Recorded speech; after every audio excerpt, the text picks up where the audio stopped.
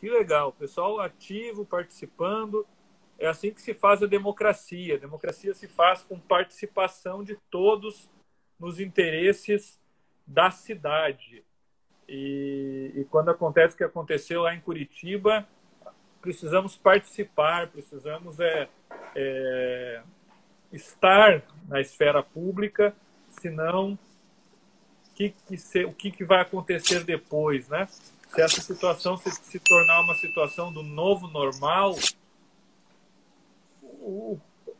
qual vai ser o próximo passo, né? A violência, ela sempre é uma escalada. Então, quando acontece um ato violento e não existe uma reação constitucional, legal, para demonstrar que aquele ato ele está fora do sistema social, não é protegido pelo direito, não é protegido pelas normas de urbanidade, pelas normas políticas. Se ninguém demonstra isso, o que vai acontecer?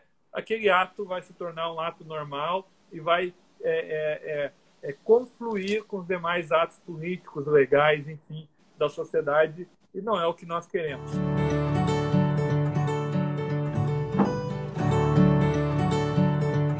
Bom, boa noite para todo mundo aí, tá? Pessoal chegando ainda, né? Alegria nós estarmos juntos. Eu ia até fazer um pequeno protesto aqui agora no início dessa live, porque eu acho que o Dr. Tiago e o Pastor Franklin, eles combinaram o figurino, né? De vir assim o Tiago de lenhador e o Pastor Franklin veio de turista em Israel, coisa assim e tal. E esse trabalhador aqui de terno, camisa social. Eu trouxe para vocês terem uma ideia, pastor, até gravata borboleta, que eu pensei que a gente ia fazer um negócio assim mais legal. Mas daí o pessoal veio aí de lenhador, aí eu fiquei meio assustado. Mas enfim, desse assunto que tomou a internet nos últimos dias e nos tomou a todos aí de bastante surpresa, nós que militamos na liberdade religiosa, tomou-nos de surpresa pelo ato em si, tomou-nos de surpresa pela repercussão e pela omissão, em muitos casos, na cobertura, né? Aí veio em cima outros assuntos que também vamos tratar aí, que acabaram então levando o debate sobre liberdade de expressão de um lado e de outro, de maneira bem forte. Pastor Franklin, o senhor gostaria de dar as suas considerações iniciais, cumprimentar o pessoal? Oi. Não, boa noite a todos aí, uma alegria estar com meus amigos aí, Jean e Thiago, essa noite. Teremos um tempo bem proveitoso aqui, debatendo assuntos bem importantes para todos aqui. É isso aí. Bom, e assim, eu acho que se você esteve no Brasil nas últimas 72 horas, muito dificilmente lhe escapou a notícia do último sábado, quando, durante a realização de uma missa na Igreja do Rosário, no Largo da Ordem, em Curitiba, final de tarde, havia, paralelamente ao horário da missa, das 5 horas, uma manifestação promovida por um vereador do PT, lá da capital paranaense, e por militantes do partido, e junto com ele ali empunhando bandeiras também do PCB e outros movimentos, em que eles protestavam, assim como em várias outras capitais do país, protestavam pelo assassinato do imigrante congolês Moisés, eu me esqueci o sobrenome aqui, agora, lá no Rio de Janeiro, também o Durval Júnior, que também foi assassinado. E ocorre que, no decorrer dessa manifestação, acontecia a missa. E o barulho deles lá fora era bastante grande, gerando uma dificuldade de prosseguir com os atos litúrgicos dentro do templo. Então, houve algumas pessoas que estavam dentro da igreja que começaram a ir lá fora e tentar conversar com o pessoal e dizer: pessoal, espera terminar a missa para continuar a manifestação, ou façam menos barulho, ou vão para outro lugar. E aí começou um embate. Esse embate foi tão intenso, no sentido de verbal e de barulho e tal, que o padre acelerou a missa. A missa não se interrompe, né? Não se interrompe missa do nada, é um ato litúrgico que precisa ir do início ao fim. Então o padre acelerou tudo que podia a missa, terminou ela mais rapidamente, né? Mas ainda no decorrer da celebração, houve então o próprio padre ir lá fora, e aí começaram a xingar o padre de racista, e o pessoal fechou a igreja, fechou a porta da igreja, e o pessoal manifestante entrou pela porta lateral para a igreja, enfim. E aí tomaram a igreja e cenas que varreram o país aí, né? Tanto da entrada dos manifestantes na igreja, quanto eles lá. Né? O padre falou depois em entrevista que tinha medo que fossem profanar o altar, que não aconteceu, né? Mas que então, com bastante veemência, o vereador Renato Renato Freitas, do PT de Curitiba, tomando lá o discurso e falando sobre as suas pautas, especialmente do combate ao racismo, mas colocando na igreja uma responsabilidade, né, e no meio do ato público da missa. Então isso acabou gerando uma comoção muito grande. E aí, repercussão de todas as notas, e nós, no Instituto Brasileiro de Direito e Religião, também emitimos uma nota repudiando esse ato. E é por conta disso que nós estamos aí batendo papo, conversando e tentando entender. E esse é o tema da live, né, Pastor Franklin? Afinal de contas, esse ato que aconteceu lá em Curitiba, ele é um ato isolado? Isso aí é uma coisa de o pessoal se empolgou e ficaram emocionados e acabaram, no calor da emoção, uma coisa levando a outra e eles entrando no meio da igreja, né? Isso é coisa de um lobo solitário, ou parece ser uma situação que já aconteceu, que vem acontecendo, afinal de contas, é um ato isolado ou é um modus operandi? Jean, obrigado aí pela pergunta, obrigado pelo resumo, né, bem detalhado que você ofereceu do que aconteceu lá em Curitiba. E pegando o gancho da questão que você levanta, conhecendo um pouco aí a forma de proceder da extrema esquerda, o que aconteceu em Curitiba não é um evento isolado, né? A gente pode voltar lá atrás, né, o período aí da União Soviética, né, entre 1917 e 1921, né, até o desmonte final ali com Gorbachev, né? O que a gente aprende aí da história da União Soviética é que o Partido Comunista ele tratou de reprimir e perseguir brutalmente o cristianismo em toda aquela era, né? Então, a política oficial do partido era supressão da religião, eliminação das crenças religiosas e encorajava ativamente a promoção do que eles chamavam aí de ateísmo científico, até de forma proselitista, até de forma religiosa, né? É contraditório, mas era o que acontecia. E no processo aí, o que o Estado fez foi trabalhar para destruir a religião no âmbito das repúblicas da União Soviética, e para isso eles denunciaram aí que as crenças religiosas seriam supersticiosas, retrógradas, seria uma forma de dopar o trabalhador para que ele não pensasse na sua realidade, só esperasse um reino de cima, um céu etéreo, né? Mas no processo aí, os números aqui são difíceis de computar, né? Mas durante o período que a Rússia esteve debaixo da União Soviética e da tutela do Partido Comunista, entre 12 a 20 milhões de cristãos, sobretudo greco-ortodoxos, né, foram ou mortos ou banidos pelo Estado para a Sibéria ou para mais além, né? Igrejas foram dinamitadas, foram destruídas. E entre 1937 e 1941, um período muito complicado, na época do Grande Expurgo na União Soviética, é dito que mais ou menos 106 mil clérigos que viviam no âmbito da União Soviética foram mortos pelo aparato de repressão da União Soviética.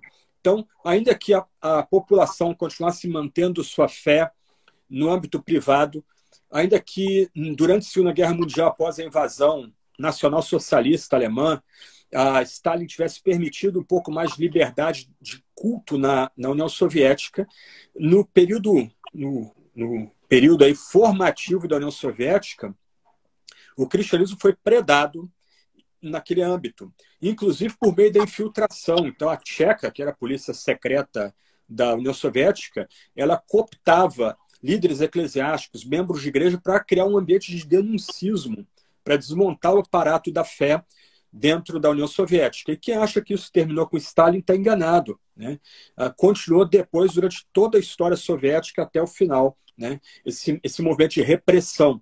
Eu poderia citar exemplo de Vietnã, Camboja, Polônia, países da África que caíram para o comunismo, própria Cuba aqui perto da gente, né?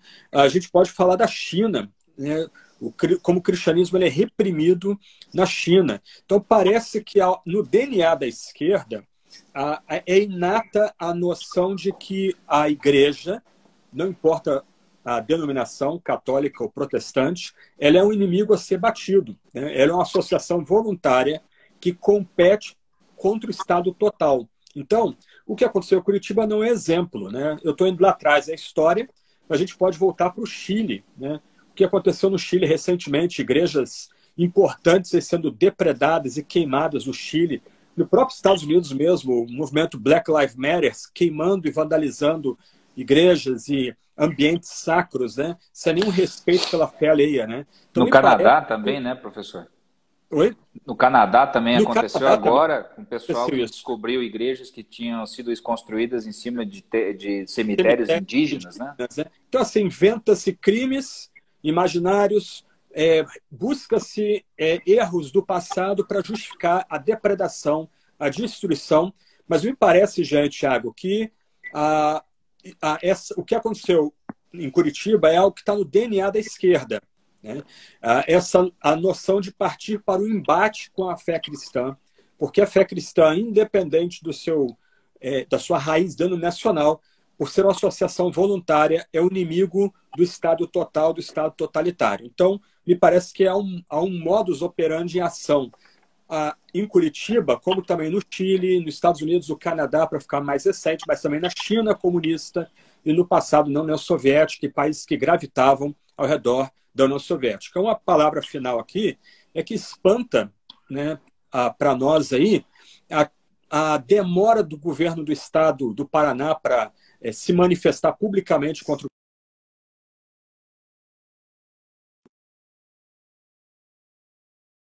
de setores católicos também para se posicionar contra o que aconteceu.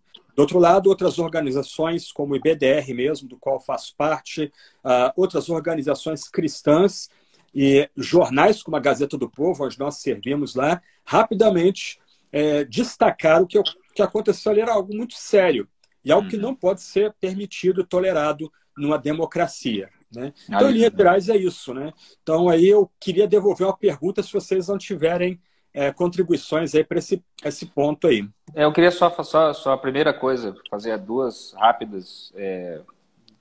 Primeiro, fazer uma moção de louvor aí à Gazeta, porque a Gazeta do Povo foi o único grande veículo de comunicação do Brasil que deu a devida atenção a esse caso. Sim, óbvio, ela tinha uma motivação extra por ser lá de Curitiba, né? Mas todo mundo sabe que o Gazeta... Também é o jornal a Record, né? A TV Record. Isso, eu tô dizendo mídia escrita, né? Mas a Record, obviamente, a TV Record também como canhão de mídia que é, né? Inclusive, eu quero lembrar que esta live também tem o grande apoio da Unigrejas, que é a União Nacional das Igrejas e Pastores Evangélicos. Nosso abraço ao Bispo Eduardo Bravo, nosso querido amigo, que também é o presidente da Unigrejas aí, que está à frente de mais de 30 mil pastores no Brasil, como representante, né, e que traz essas pautas de teologia pública. Então, moção de louvor a esse pessoal. E uma coisa interessante também, pastor, o senhor falou em Cuba, o senhor falou em Chile, o senhor falou em situações acontecendo, né?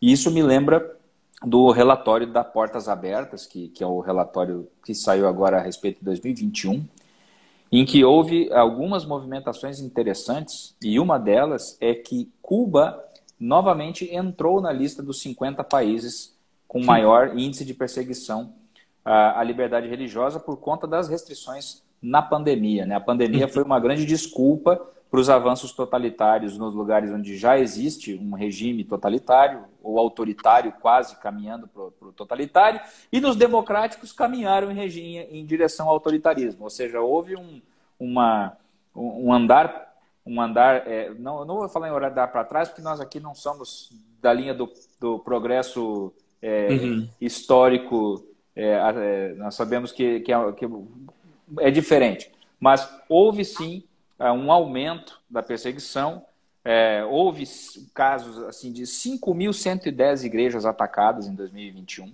então vai ter o caso da igreja de Curitiba, vai ter que entrar para sendo mais uma das igrejas atacadas, né? Houve 5.898 assassinatos de cristãos em 2021, isso significa dizer, né, existem 360 milhões de cristãos no mundo que estão sofrendo perseguições graves e severas por sua fé. Isso significa dizer que 1 a cada 7 cristãos é perseguido no mundo. E nesse sentido aí, Jean, o Brasil que estava ali entre as 20, 30 primeiras nações com liberdade religiosa, caiu muito no ranking, né? Um ranking que é realizado pela Pew Research da Califórnia, caiu bastante nesse ranking aí no ano da pandemia, né? Nos anos da pandemia. Lembrando que o IBDR emitiu uma nota pública sobre a situação envolvendo a invasão da Igreja Católica. Essa nota pública está no site do IBDR, ibdr.org.br. É só você entrar ali, entrar em publicações. É a última publicação. Eu também concedi uma entrevista para a Gazeta do Povo com a colunista Cristina Graham. Você pode entrar lá na coluna dela. Está no YouTube também. O YouTube é acesso liberado para quem não é assinante também. No YouTube da Gazeta do Povo tem uma entrevista de 30 minutos sobre esse tema. Também escrevemos sobre esse tema. A Gazeta do Povo fez editorial sobre esse tema e provavelmente a nossa coluna de sábado, Crônicas do Estado Laico, também será sobre esse tema. Então era só isso que eu queria destacar e devolvo a palavra aí ao reverendo Franklin, porque temos eu queria fazer uma pergunta, né? para responder, e já são 10:08, né? Na minha coluna de semana que vem eu vou abordar esse assunto, mas de um outro ângulo, mostrando como a violência revolucionária ela é importante no ideário da esquerda religiosa, porque é ela que apressa a vinda de um milênio, né, do Estado comunista. Né? Então, eu vou tratar disso aí na segunda para terça na Gazeta. Mas a minha pergunta é para o Jean, mas o Thiago pode cooperar também. É assim, pensando no que aconteceu lá em Curitiba, Jean e Thiago, quais crimes em tese foram cometidos ali? Boa pergunta. Bom, a gente até soltou na nota, eu acho que na nota a gente vislumbra aí 2 crimes comuns e um crime próprio, né? A possibilidade. E óbvio que nós estamos falando em tese, nós tínhamos lá então um grupo de pessoas e enquanto eles estão manifestando na praça, na rua, em tese não existe nenhum tipo penal. Afinal de contas, eles estão lá exercendo sua liberdade de associação, liberdade de reunião. Claro, eu acho que existe uma escalada. Escalada, né? Na medida em que esse acirramento vai aumentando, né, e vai se direcionando agora, não de costas para a igreja e falando para a pessoa, mas começa a ter a igreja como alvo, começa a falar que a igreja como estrutura também oprime e por aí afora, né? Começa-se então a um discurso que nós sabemos que tem uma semiótica, uma simbologia toda própria, que se pauta dentro de uma visão de captura da linguagem mesmo, ou seja, fala-se um monte de palavras, elas querem dizer coisas diferentes às vezes, e quando o embate aparece, na minha visão, o primeiro momento de verdade é quando o padre aparece, pede para o pessoal acalmar e a turma começa a chamar o padre de racista. E fascista. Racista, chama ele de racista, diretamente, racista, né?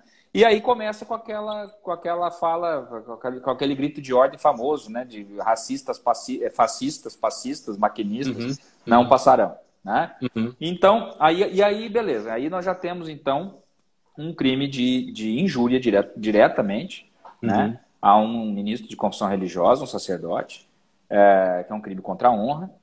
E existe aí a invasão ao templo, né, ao local sagrado, e não apenas a invasão, mas a invasão no contexto da missa, que já estavam perturbando desde o início. Bom, aí nós já temos, então, também a possibilidade de um crime que é tipificado no artigo 208 do Código Penal, que é o crime contra o sentimento religioso, né, que vai perturbar aquele momento, que é um dos momentos que a humanidade pós-guerra mais lutou para preservar, né? Então existe uma preservação gigante do núcleo da liberdade religiosa, que é o culto, e esse momento foi transpassado, né? Aí, por conta disso, também é uma área meio nebulosa, porque tem pouca jurisprudência a respeito, mas também podemos pensar em tese no próprio artigo 20 da Lei 7.716 de 89, que é a Lei de Racismo.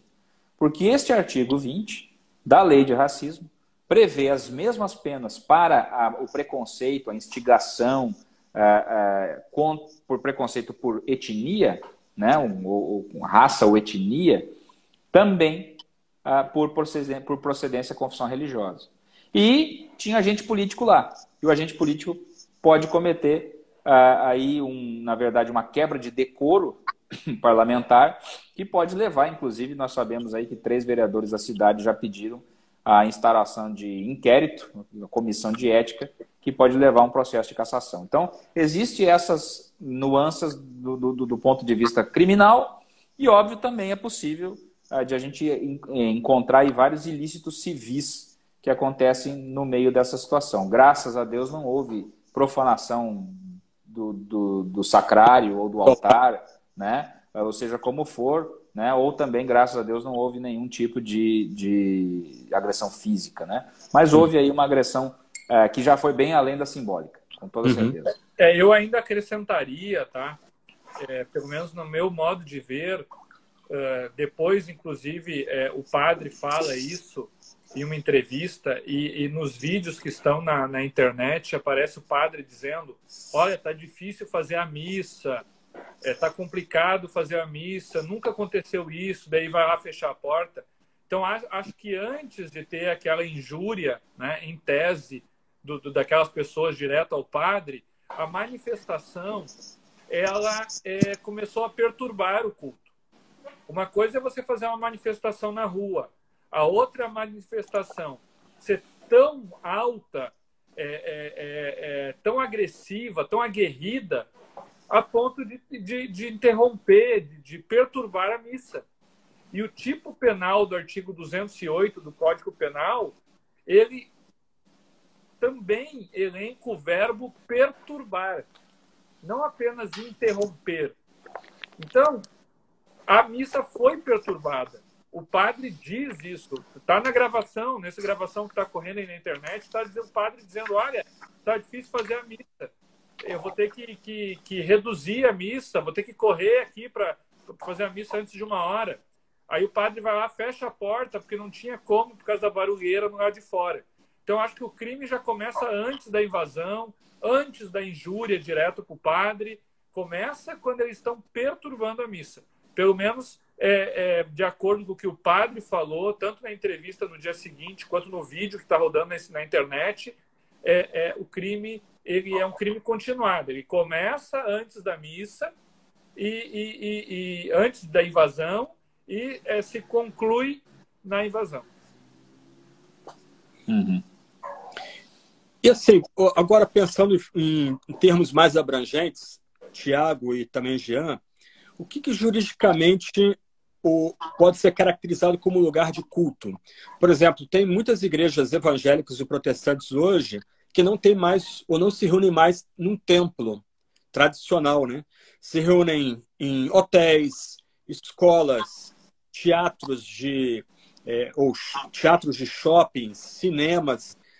Qual esses ambientes também estão legalmente protegidos como espaço de culto? E qual é o peso que o culto tem para o conceito de liberdade religiosa? Então, antes de responder, eu gostaria só de lembrá-los que essa live vai ficar gravada, ficará no perfil do Instituto IBDR e, posteriormente, também vamos a crescê-la nos vídeos do direito religioso lá no YouTube. Tá? Então vai ficar... Você conhece o direito religioso no YouTube? Se não conhece, depois desta live, vai para lá. E siga o canal. Isso aí. Isso aí. Siga, compartilha, aciona o sininho de notificação e todos esses paranauê aí. Tá? E outra coisa, quem quiser, faça pergunta. Tá? Tem uma caixinha ali, só que tem que ter pela caixinha. Tá? Você vai ver que tem um ponto de interrogação. Faça a pergunta ali que a gente vai tentar responder. Não faz comentando, tá? Que comentando não tem como a gente ver. Mas ali na caixinha ali do ponto de interrogação. Bom, pastor, o culto, ele é um elemento fundamental da religião. Quando nós tentamos responder o que é religião, sob o ponto de vista jurídico, porque sob o ponto de vista teológico, sociológico, antropológico, é muito difícil, né? É um campo muito pantanoso aí, a gente definiu o que é religião. Mas agora, sob o ponto de vista jurídico, existem 3 conceitos. Basicamente, o primeiro conceito, que é o substancial objetivo, diz que religião é a presença, para ser uma religião, tem que ter a presença de 3 elementos. Divindade, que é a relação do fiel, da pessoa religiosa com a transcendência. Moralidade, essa relação se dá por meio de um sistema de valores, geralmente traduzido em um livro sagrado. E culto, que é o coroamento dos 2 primeiros elementos, né? Relação com a divindade mais sistema de valores, o ápice disso é em um culto. O segundo conceito é um conceito criado pela Suprema Corte norte-americana, que diz o seguinte: defina-se você mesmo o que é religião. Esse conceito ele acabou caindo em desuso porque deu um monte de problema. Não vou falar aqui porque senão a nossa live vai longe. E o terceiro conceito é o tipológico, que é o seguinte: olha, a religião ela pode não ter um desses 3 elementos, mas ela tem elementos dicotômicos e elementos externos das grandes religiões. Elementos dicotômicos: natural, sobrenatural, profano, sagrado, imanente, transcendente. Elementos externos: presença de sacerdotes, lugar para cultuar, culto, fiéis, né? Não necessariamente tem que ter todos, mas tem que ter algum desses elementos para ser considerado religião. Veja, no primeiro conceito e no terceiro conceito, que são os que são usados pela jurisprudência no mundo inteiro e pela doutrina, né? No Brasil, Gilmar Mendes, Alexandre de Moraes, toda essa galera usa o primeiro conceito que eu acabei de falar. Então, todos eles, a religião é fundamental. O culto é fundamental. E por que isso é importante? Porque qual é o objeto de proteção da liberdade religiosa? A religião. E o que é essencial para a religião? O culto. Não existe, do seu ponto de vista jurídico, religião sem culto. E aí, existe um outro detalhe. Para nós, cristãos, nós, quando pensamos em culto, nós pensamos naquela celebração comunitária, a partir de uma liturgia previamente estabelecida. Algumas igrejas cristãs não têm liturgia nenhuma, ou a liturgia é muito simples. Outras igrejas cristãs têm uma liturgia bem organizada, com diversos elementos. Mas, em qualquer igreja cristã, o culto é a celebração comunitária. Mas não necessariamente o culto seja apenas e tão somente uma celebração comunitária.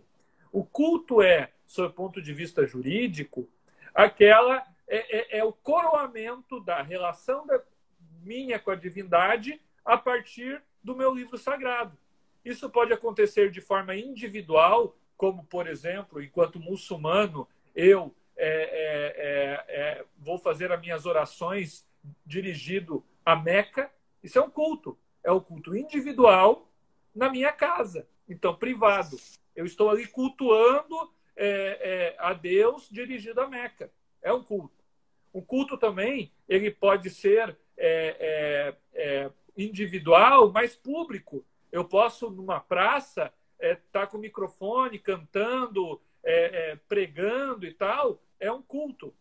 Por que uma pessoa numa praça com microfone, lendo a Bíblia, é um culto?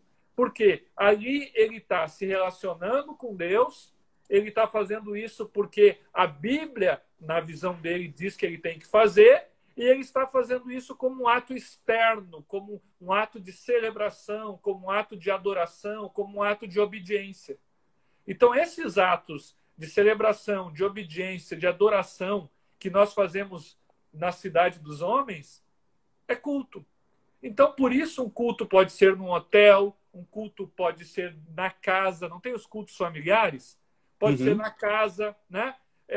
Pode ser num teatro, pode ser em qualquer lugar, não depende de um templo. Inclusive para o próprio conceito de imunidade tributária, né? Imunidade tributária está na Constituição, né? É vedado aos estados, municípios e União instituir impostos sobre templos de qualquer culto.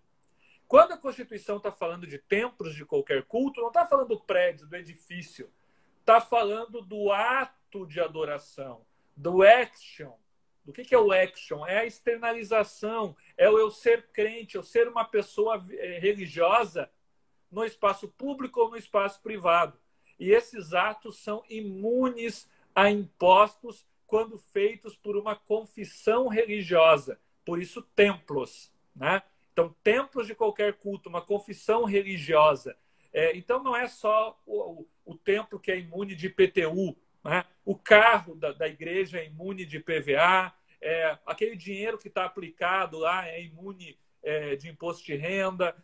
E quando eu compro um imóvel para alugar o imóvel para um terceiro, é imune de TBI. Por quê? Porque tudo isso vai estar intimamente ligado com o culto, que é a celebração, a adoração e a obediência, só para terminar, Jean, aos elementos, relação com Deus e sistema de valores. Por isso que o culto é tão importante para a liberdade religiosa e por isso que aconteceu lá em Curitiba, né, Jean? Foi um descalabro. Isso. Só para lembrar da lista de imunidades, agora com a PEC 200, aprovada no final de 2021, também os templos alugados, quando a igreja locatária, também serão alcançados pelo raio imunizante, né? Ou seja, é um reafirmar do Estado brasileiro para a laicidade colaborativa e o correto posicionamento da imunidade. É por isso que eu defendi, né, representando a voz do IBDR, a voz do Unigrejas, a voz de diversas entidades, pastores, líderes, lá na DPF 811, no Supremo Tribunal Federal, eu defendi que o culto não poderia ser fechado, porque o culto ele é essencial à liberdade religiosa, ele é fundamental, ele é o coroamento da minha relação com Deus. Por isso, uma invasão ao momento de culto. Quer ver outro momento de culto que aconteceu e que foi interrompido? Foi lá numa cidade do interior de Santa Catarina, no início da pandemia, em que brigadianos, policiais militares, a gente chama aqui no Rio Grande do Sul de brigadiano, interromperam um culto doméstico, que tinha 3 ou 4 pessoas da mesma família orando. O culto foi interrompido. Né? Então, por isso, é um descalabro. Mas eu já quero aproveitar, já que a gente está falando aí dessa invasão, e que essa invasão ela partiu de uma pseudo-liberdade política, né? Eu vi pessoas dizendo, não, mas aqueles ativistas, eles têm liberdade política, eles têm liberdade de opinião, eles têm liberdade de expressão. Não. O ato, a ação humana, ela é livre até o momento enquanto ela não for criminosa. Então, no momento que a ação humana ela se reveste de ilicitude, ou civil ou penal, ela não é protegida pelo direito. Então, em tese, aqueles atos que os ativistas liderados pelo vereador fizeram, eles são ilícitos. Eles não são protegidos pelo direito. Né? Então, por isso não interessa que tenha liberdade política. Deixou de ter liberdade política, deixou de sair da proteção do guarda-chuva da liberdade política. Mas é importante liberdade política. Né? Tem uma outra situação que foge um pouquinho da live, mas eu acho que nós precisamos tocar, que é a nova polêmica, né? A polêmica da semana, porque do dia seguinte, né? O culto foi no sábado, e logo em seguida aconteceu aquela situação envolvendo o comunicador Monark e o deputado federal, mais uma pessoa com mandato, porque quem liderou a invasão da igreja tinha mandato. E agora mais uma pessoa com mandato se envolve numa polêmica sobre legalização do nazismo. Ou que o nazismo não poderia ter sido criminalizado. Não deveria ser, né? Foi mais genérico. Ser criminalizado, porque tem liberdade e tal. Pastor Franklin, existe alguma ligação entre o ato político, ao meu ver, revestido de ilícito, cometido pelos ativistas petistas e comunistas, com essa fala infeliz desse comunicador e desse mandatário federal sobre a possibilidade, ou o nazismo não é tão ruim assim, ou sei lá. O que o senhor acha? Olha, antes de entrar diretamente na questão, Tiago, Jean e amigos, o que o debate mostra, né, pelo menos o que aconteceu no programa lá, são o que a gente vê os limites do liberalismo e do libertarianismo. Né? Para mim, ficou claro um desconhecimento das leis vigentes do país. Né? Para a apologia do nazismo, ela é caracterizada como crime. Né? Só que assim, o que também ficou evidente nessa polêmica toda, né? Invasão da igreja por parte de extremistas da esquerda, a ideia de que deve haver tolerância com um partido, entre aspas, nazista no Brasil, é a dificuldade de caracterizar o que é nacionalsocialismo. Né? Fala-se muito de filmes, a gente conhece isso de filmes, de séries, de televisão, mas parece que é uma dificuldade mais a fundo, de tentar entender mais. Então já há um problema com o nome do partido. Né? Nazi, ou nazismo, é uma contração atribuída ao chamado Partido Nacional Socialista dos Trabalhadores Alemães pelos aliados e, sobretudo, no pós-guerra. Nenhum alemão se chamava membro do Partido Nazista ou se caracterizava como membro do Partido Nazista. Né? Ele era membro do Partido Nacional Socialista dos Trabalhadores Alemães.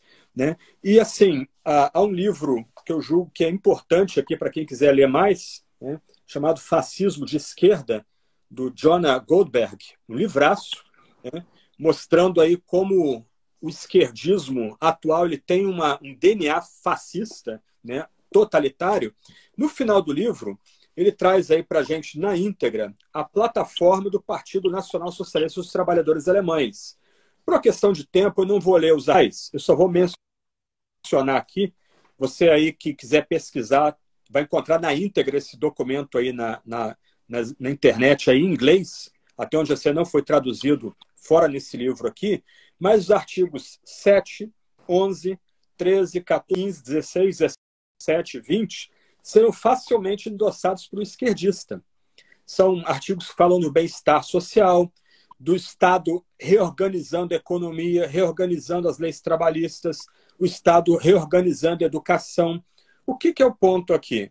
Que, em alguma medida, como se convencionou demonstrar na literatura imensa, que eu não tenho como citar agora, é que o chamado nazismo, o nacionalsocialismo e o comunismo são gêmeos heterozigotos. Né? A expressão aí vem de Alain Besançon, num livro muito importante, um ensaio dele chamado A Infelicidade do Século.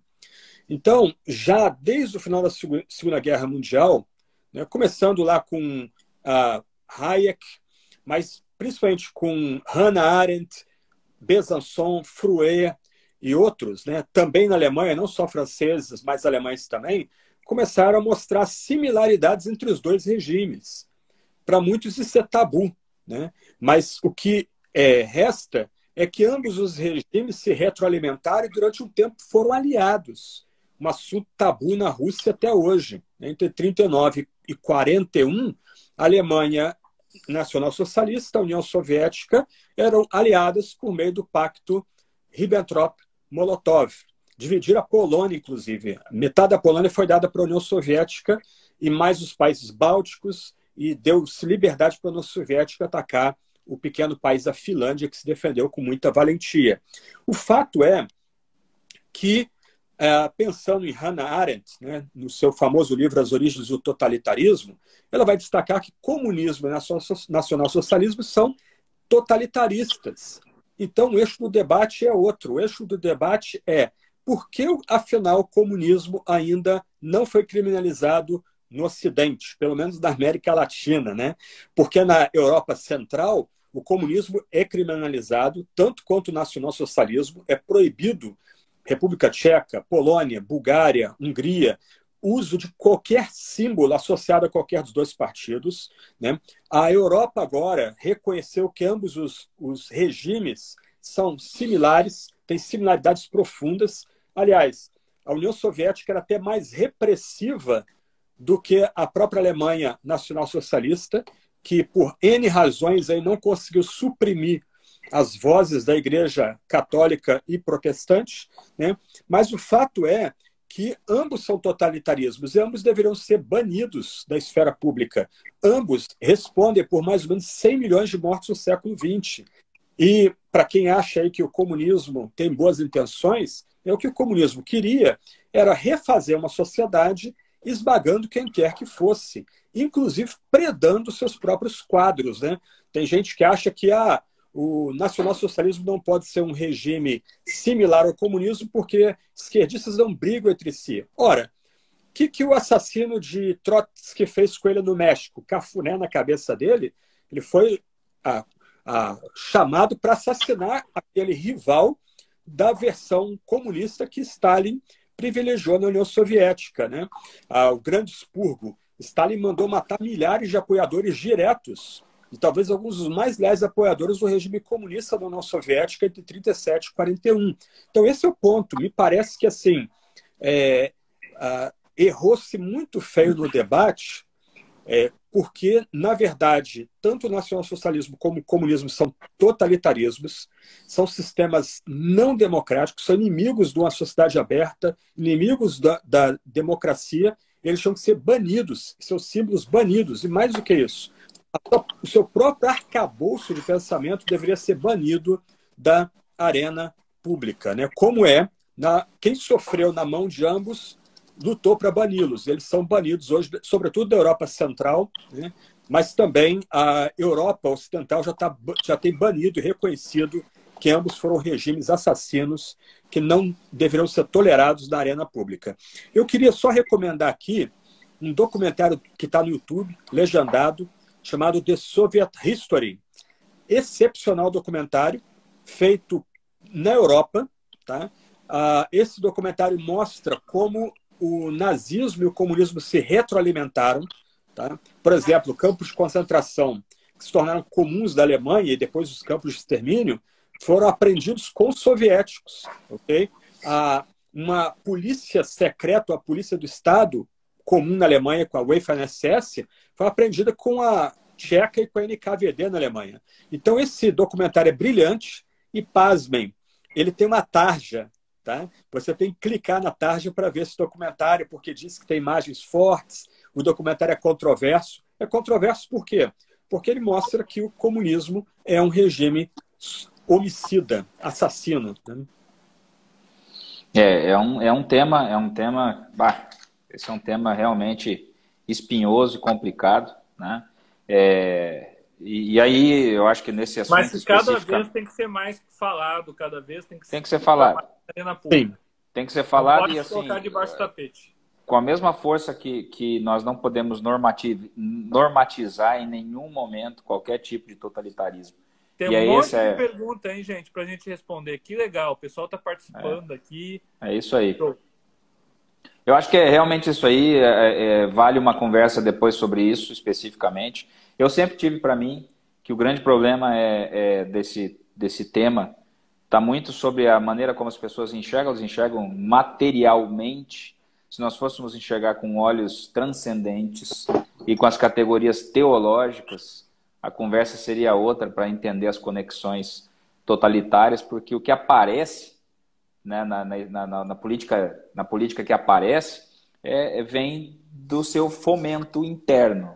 Né? Uhum. Se você vai olhar, nazismo é muito mais do que superioridade de raça e por algum tipo de cientificismo. Existem forças muito grandes ali atuando sob o ponto de vista de uma visão espiritual.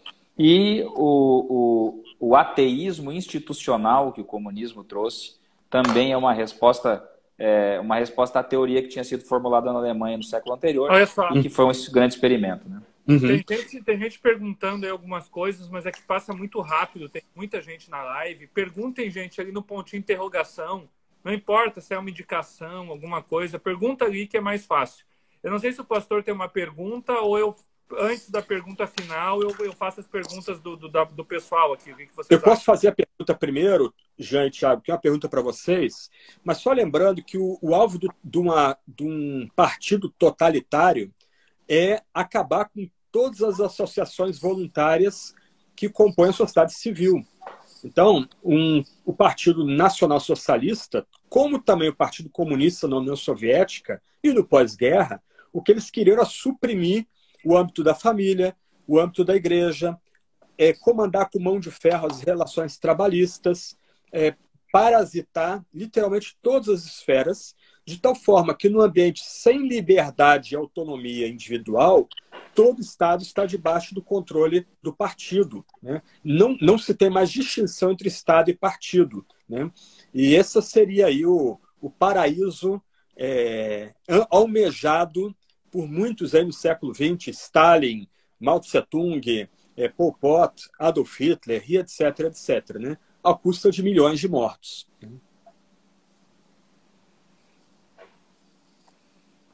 É isso aí. O senhor quer fazer a pergunta ou eu faço as perguntas? Eu pergunto aqui, minha pergunta para vocês aí. O que fazer quando ou se houver a invasão de um lugar de culto? Como é que vocês aconselhariam um obreiro? Eu acho que essa pergunta, eu acho que essa resposta deve ser bem objetiva, né? Tem que chamar a polícia. Isso aí. É isso. Assim, o artigo 1210 do Código Civil Brasileiro permite até o exercício de autotutela. O que é autotutela? É a própria parte exercer a força, né? Isso acontece no direito penal, no caso de legítima defesa, né? Então você vai se defender de uma agressão iminente, ou no caso de defesa da propriedade. Então, invadir o templo é propriedade dos fiéis, propriedade da igreja. Então, as pessoas podem em tese, poderiam ser expulsas até mediante a força. Mas não é isso que nós aconselhamos, tá? O atrito não é a melhor solução. É chamar a polícia imediatamente, se possível, interrompa o culto, termine ali a prática litúrgica, porque, afinal de contas, o culto já foi interrompido, e ligue a polícia, chame a polícia, filme o que está acontecendo, né? Eu acho que filmar sempre é bom. Esse vereador, o Renato, ele falou na Câmara de Vereadores, na segunda, se eu não me engano, na sessão, que ele não interrompeu o culto, que não houve perturbação, que a igreja estava vazia. Conversou com o padre. Mentira! Então, as gravações para revelar que ele mentiu. Se não tivesse a gravação, ia ficar a palavra dele contra a do padre. Eu não sei se o Jean tem mais alguma colocação, mas eu acho que é bem objetivo, né, Jean? Não, acho que é isso aí, óbvio, né? Manter sempre, porque o ponto aqui é não apenas o que se defende, mas como se defende. A liberdade religiosa se defende com urbanidade, com cordialidade, né? Então, não se deve entrar no jogo de incitação, né, do embate, porque aí é uma dialética improdutiva, né? Então, o que deve acontecer aí é a cordialidade, e nós temos as instituições para quem recorrer, ou seja, polícia, é cordialidade, é filmagem, depois tem justiça. É como por aí o que a Marco coisa Feliciano funciona. fez lá da Praia de São Vicente, naquela ocasião, em que ele deu voz de prisão, sem perder a compostura, né? Ele deu a voz de prisão para 2 pessoas e pediu para a Guarda Municipal escoltá-las para fora e levá-las para a delegacia, né? Eu me lembro de um caso com o deputado federal e pastor Marco Feliciano, Isso. que ele está no culto pregando. Isso, é o que o Franklin falou agora. É esse caso. Isso, então, é isso que o pastor falou agora. Deu voz de prisão, veio Isso. a polícia, levou as 2 meninas presas e Isso aí. fim de história. Né? Isso aí. Eu acho que é assim. Eu quis trazer a autotutela para demonstrar que até a autotutela poderia ser feita. Né? Mas a gente desaconselha porque é o que eles querem. Eles querem é o confronto. A pergunta do Denis Vidal, acho que a gente acabou de responder. Né? Chama a polícia, Denis. Deixa eu passar aqui para uma próxima. Vamos lá. Tem que tirar aqui a do Denis. Tirei a do Denis. Coloca a do Fabiano. Flaviano. É possível se levantar um governo totalitário, o anticristo desses partidos? Eu tenho um monte de teses aqui, mas eu vou deixar para um dos maiores teólogos do Brasil. Acabou de entrar outro aqui, Renato Vargens. Agora tremeu, até tremeu meu celular aqui, ó. Tá tremendo que o Renato Vargens entrou na live, né? Nosso confrade fundador do IBDR. Mas aí, pastor, não tá nesse livro aqui? Nesse aqui tá escrito Contra a idolatria do Estado. O contra a idolatria não tem aqui, porque o contra a idolatria, pastor, eu preciso que o senhor mande uma caixa com 20 para mim, porque cada vez que vem alguém, não para aqui, alguém pega o contra a idolatria de mim, tá? Mas aí, o que o senhor acha? Olha, o que nós vemos hoje no Ocidente principalmente por meio das big techs, aliadas a alguns governos, alguns conglomerados, é um avanço assustador contra a liberdade de expressão e mesmo liberdade de imprensa, né? Então, a gente, assim, não deve ser refém de jornal, mas, outro lado, a gente tem que lembrar que com a degradação do ambiente político, do debate, hoje o debate é basicamente histérico. O debate político não é feito por argumentação e contra-argumentação, é feito por linchamento virtual. Quem berra mais, ganha, né? Só que isso só torna o ambiente ainda mais conflagrado, né? Mas o fato é que, à luz do que a gente já vivenciou e do que está vendo, a gente não pode ser ingênuo achando que as liberdades democráticas, as garantias democráticas são ganhas, né? A gente tem que lutar pela manutenção delas. E parece que no Ocidente nós estamos lutando aí com um eclipse nesse campo, né? Liberdades civis, religiosas sendo atropeladas, relativizadas, né? Então, nós vemos com sinais preocupantes do futuro, do que pode acontecer no futuro próximo aí. E isso avançou muito rápido, né? Quem pensasse aí nessas pautas há 5 anos atrás, ficaria espantado onde nós estamos no debate hoje, né? Auri Mendes, por que ainda vemos pastores reformados, colegas, então, do reverendo Frank Ferreira, defendendo a esquerda brasileira? Essa pergunta aí... bom. Acho que eu vou... Fogo no parquinho. Eu vou tomar um café ali e já volto. Beleza. Essa live tá tremendo, gente. Pastor Franklin, é com o senhor aí. Eu não sei de nada. Me parece... Vou embora. Tchau, gente. Me parece que há, de um lado, um desconhecimento do que é esquerda e, do outro lado, um desconhecimento do que é teologia reformada. Se na teologia reformada enfatiza que só Deus é Senhor, só Deus é Rei, nenhum Estado, nenhum partido pode ser colocado no lugar de Deus como Senhor e Rei, né? O Estado está debaixo do comando de Deus como Senhor e Rei, né? É o princípio da lex rex, né? A lei é o rei não é a lei, né? Então, para a tradição reformada, até mesmo o rei, até mesmo o partido, ele está debaixo do comando divino. O Estado está debaixo do comando divino.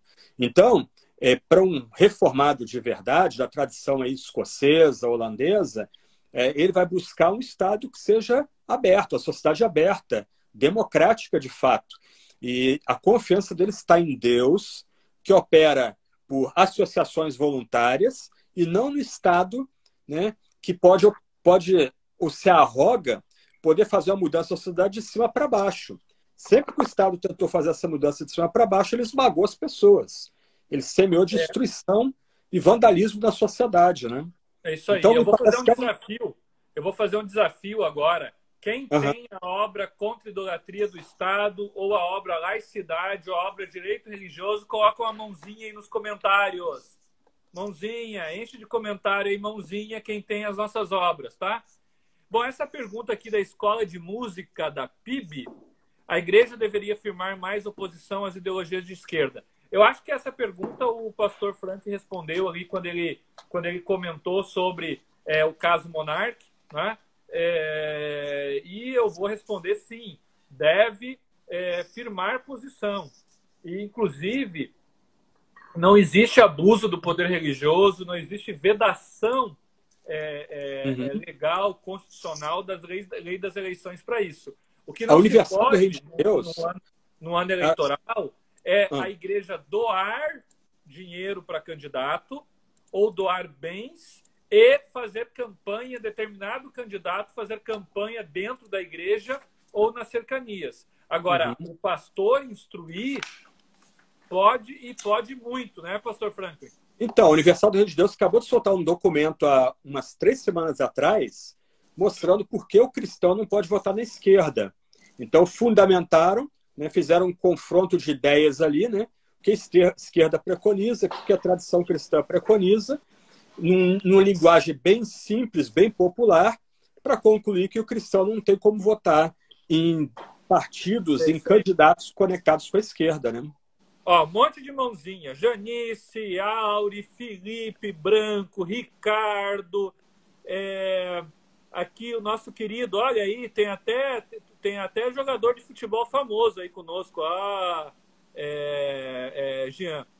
Nosso querido Neves está conosco aí. Carlos César, isso aí. Opa, abraço. Carlos Neves, Ricardo. O Carlos Gomes que precisa. Então vai comprar, Carlos Gomes, lá no site da Vida Nova. Alex Catarino, nosso Lobo Jesuíta. Opa, Diego, grande abraço. Rafael. Que beleza, hein? Vamos lá. Mais pergunta que tá ficando quente esse negócio aqui. Coloca o pastor Renato Vargas na live. Eu vou colocar, deixa eu ver se ele tá aqui ainda. Deixa o homem, deve estar comendo, deve estar tomando. Vamos ver, de repente ele tá com virou bagunça. De repente ele tá sem camisa, né? De repente ele tá com a camisa do Fluminense, que é a mesma coisa que tá sem camisa. Convidei, pastor Renato, vem pra live, pastor Renato. Beleza, vamos continuar aqui. Já convidei o pastor Renato, eu mandei o convite. Beleza. Recomendo o livro do autor americano de Souza, Grande Mentira, expondo as raízes nazistas. Conhece, pastor? Conheço, excelente. Dinesh de Souza, publicado por editora parceira nossa, Trinitas. Excelente livro, excelente. Excelente livro. Então, gente, vamos todo mundo aí comprar o livro que o nosso querido Remy indicou, tá? Vamos continuar aí, mas claro, antes tem que comprar laicidade, né? Laicidade. Vamos lá. Mais perguntas. Giovana, ao debater o assunto, quais principais argumentos pode usar? Giovana, assiste a live aí de novo, vai estar lá no IBDR, tá? Ali tem tudo, tá, Giovana? Tudo que a gente está falando aí, os principais argumentos, faz uma pipoca e assiste a gente, tá? Então, eu estou convidando o pastor Renato aqui, eu quero pegar o pastor Renato sem camisa. Vamos continuar aqui. O Thiago isso aí é aquele momento. O homem entrou de férias hoje. Não interrompe aí. Pastor. Os nomes do livro e do documentário que o pastor indicou. O livro que eu indiquei é esse aqui, Fascismo de Esquerda, e o documentário de Soviet History, que está no YouTube, legendado, ok?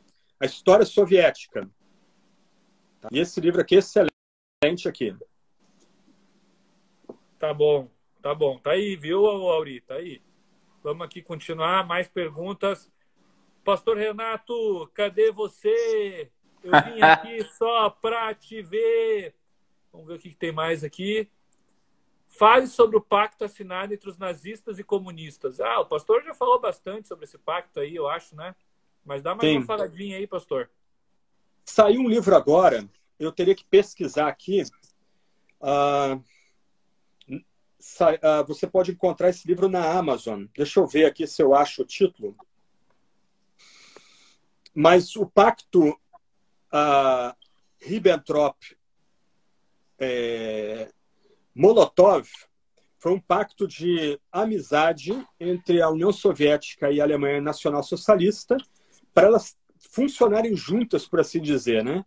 Então, a ideia ali era dividir áreas de influência.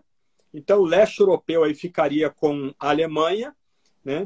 E o oeste europeu ficaria com a Alemanha, né? Então, a ideia aí é que os países bálticos, metade da Molotov, metade da Polônia, a Finlândia ficaria sob a tutela da União Soviética e a Alemanha teria livre acesso aí aos países, aos Balcãs, a própria Polônia, metade da Polônia e outros. O livro é O Pacto do Diabo, Aliança de Hitler com Stalin.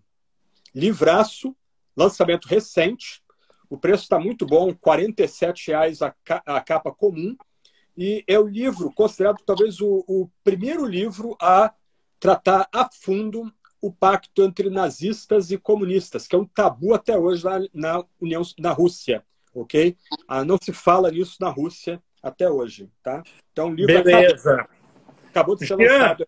Pacto com o Diabo. A live vai ficar gravada e aonde, Jean? Ficará gravada no perfil do Instituto IBDR. E, por favor, se você ainda não nos segue, por favor, dá o seu follow aí, tanto no Instituto quanto aqui no perfil do Direito Religioso Oficial. Também, né? E depois nós vamos colocar lá no Direito Religioso, no canal do YouTube. Nós vamos depois pegar essa live e vai virar também um vídeo no nosso canal. Pergunta do Eugênio. Eugênio, é o seguinte, Eugênio. Quem pode dizer isso é um juiz criminal, né? É o juízo criminal. Mas, em tese, me parece que o artigo 208 encaixou como nós já falamos, assim, a tipificação perfeita, né? Aquela coisa do Marco Aurélio Melo, né? O suporte abstrato, o suporte concreto encaixou, incidiu diretamente no suporte abstrato, teoria do fato jurídico, alguma coisa assim. Faz tempo que eu estudei isso, não lembro mais. Continua aqui. Paraná, piriri, pororó. O Eugênio ainda é novo aqui. O Eugênio gosta de fazer pergunta, hein, Eugênio? Acho que vamos encaminhar, né, Thiago? Vamos encaminhar para o fim aí. Que tipo de alertas, atos como este, deve nos chamar a atenção? Acho que essa pergunta aqui também a gente já deu uma respondida, né, Jean? Mas o que tu... Não, eu acho que a gente fala bastante, né, Thiago, que a liberdade religiosa é o termômetro da democracia, né? O grande termômetro da democracia. Porque ele é o que cuida de uma garantia de um direito fundamental habilíssimo, que é o direito a crer e a exteriorizar essa crença.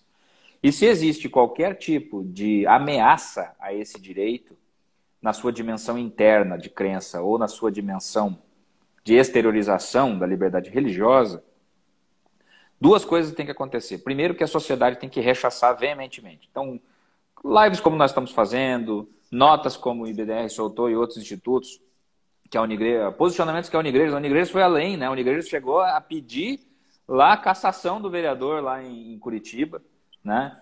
Ou seja, ela acabou vocalizando a indignação de milhares de pessoas mesmo com essa situação.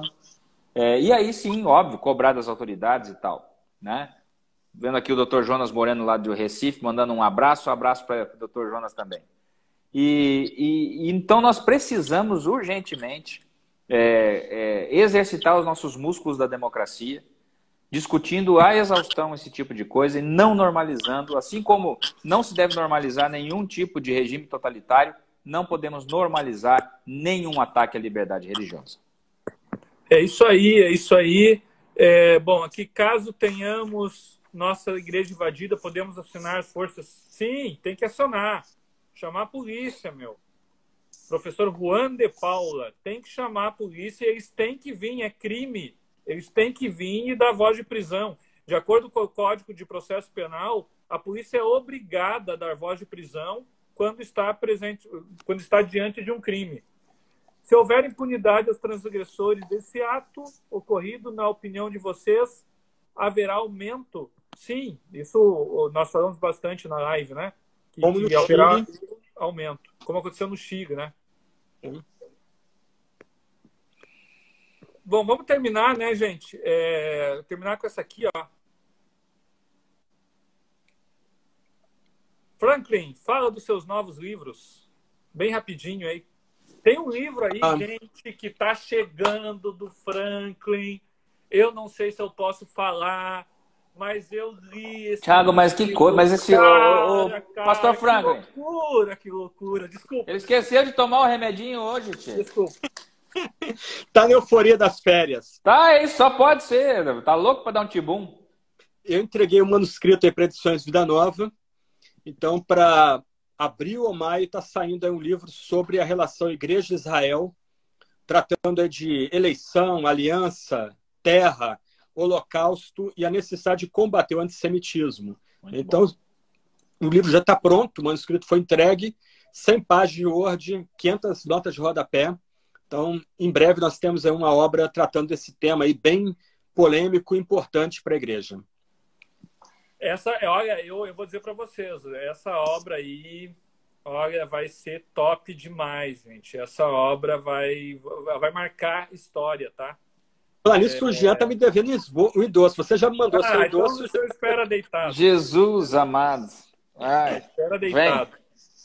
Agora que o Thiago vai entrar de férias, agora eu vou colocar toda a listinha em dia aqui. O meu luterano predileto não me esqueceu. Não. Vamos lá, vamos resolver isso aí, compromisso público. Galera, olha só, eu quero dizer para vocês uma coisa muito importante, tá? Nós estamos aqui, conversamos 1 hora e 10 minutos, mas esse assunto não pode parar. Eu e o Jean, pastor Franklin, querido pastor Davi Lago, doutor Leonardo Girundi, pastor Renato Vargens, doutor Jonas Moreno, bispo Eduardo Bravo, professor Tiago Santos, professor Jonas Madureira, enfim, doutor Marcos Bueira, doutora Silvana Heckel. Galera, a gente vai falar muito sobre isso, vamos fazer muita live sobre isso. Muita live, bispo JB Carvalho, muita live, porque precisamos tocar nesse assunto sobre os vários pontos de vista. Eu vi alguém perguntando sobre arminiano. Gente, não é arminiano, não é católico, não é reformado, não é luterano. Povo cristão, nós precisamos nos unir nessa hora. Dia 29 de março, teremos uma masterclass sobre esse assunto. Eu, Jean, Davi Lago e Leonardo Girundi. Uma masterclass que nós vamos trazer todos esses temas à tona. Não é isso, Jean? Fiquem espertos na nossa rede, especialmente no Direito Religioso Oficial aí, para vocês verem as nossas comunicações sobre isso, tá? Nós temos que debater urgentemente, né? Isso aí o doutor Daniel Vieira falou aí, urgentemente, tá? Isso é um debate que está realmente maduro para ser feito no Brasil. Precisamos fazê-lo, precisamos nos fortalecer institucionalmente, né? Termos a necessidade da construção. Muito bem. Obrigado, gente, pastor. obrigado por essa noite sensacional aí.